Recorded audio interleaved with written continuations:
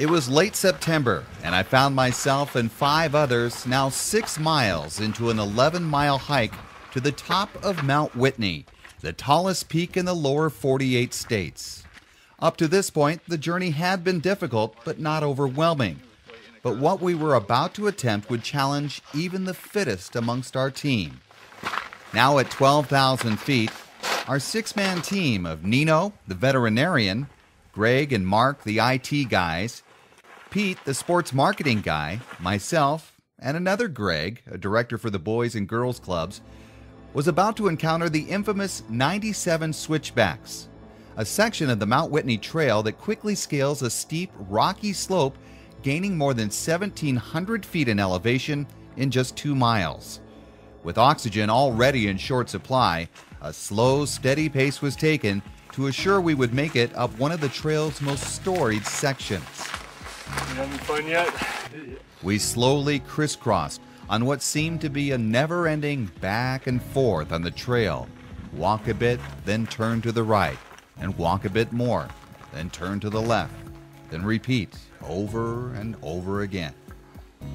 And while this part of the hike had become a bit monotonous, we were able to catch our first glimpse of the Mount Whitney peak and the small rock building that sits there.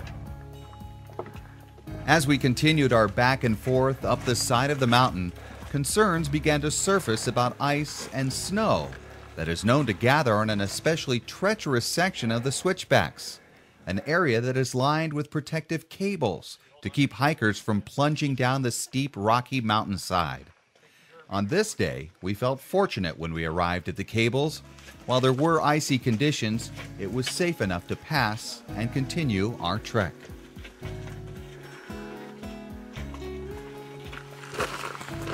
We finally reached our next stopping point, a place called Trail Crest.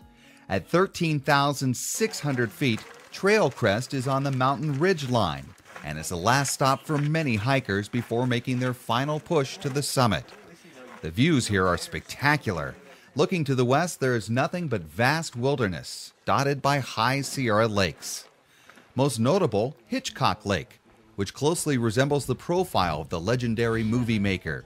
And farther to the north is Guitar Lake, which got its name for obvious reasons.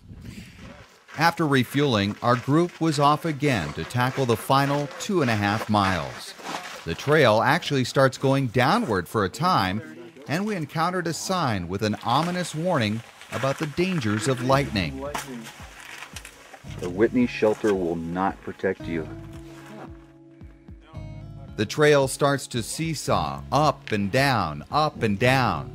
Interesting rock formations help highlight the spectacular views. Then suddenly the trail opens up. The terrain almost becomes otherworldly, like a moonscape. Totally barren, nothing but rock. The air is definitely thinner, and by this time, I'm really struggling to catch my breath. But then, a glimmer of hope. From a distance, we spot that small rock building at the summit. Originally built as an observatory in the early 1900s, today it was a sign that we were almost there. Made it. Finally, after more than 8.5 hours of hiking, I made it to the top of Mount Whitney. Exhausted, but proud of my accomplishment. Well, that's one of the toughest things I've ever done in my life. The tallest mountain in the continental U.S., Mount Whitney. It's got my respect. And the respect of the 6 in our group, all who made it to the top, many of them first-timers like myself. One thing is, people that do this all the time, they tell you once you're on top, you're only halfway home. So we got to go back down. It was a great trip. We made it. As we left the summit, we all signed the guest book before making the 5-hour hike back down to the trailhead. And while we all had sore muscles and aching backs, we also brought home memories of an adventure we'll never forget. From Mount Whitney, I'm David Wiley for Southern California Life.